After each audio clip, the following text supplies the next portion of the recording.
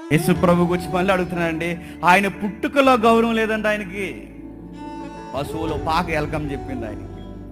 ఆయన పుట్టుకలో గౌరవం లేదు. చివరికి ఆయన పుట్టుకలో ఎలాగూ గౌరవం లేదు. మరి మరణంలో అసలు గౌరవం లేదు. పుట్టుకలోనే గౌరవం లేదు, మరణంలోనే గౌరవం లేదు. ఏమి గౌరవించారు చెప్పండి? పుట్టుకలో ఈ లోకం ఆయనకి ఇచ్చిన గిఫ్ట్ పశువుల పాక, మరణంలో ఆయనకి ఇచ్చిన బహుమానం, ఈ లోకం ఇచ్చిన బహుమానం ఏంటో తెలుసా?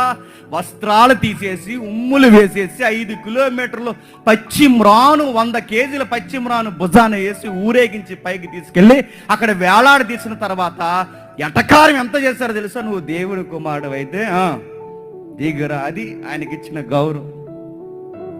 ఎవరిని ప్రేమించానని వచ్చాడో, ఎవరి కోసమైతే తండ్రి చిత్తం నెరవేర్చడానికి వచ్చాడో వాళ్ళే ఘోరంగా అవమానించారు. పుట్టుకలోనూ గౌరవం లేదు, చివరి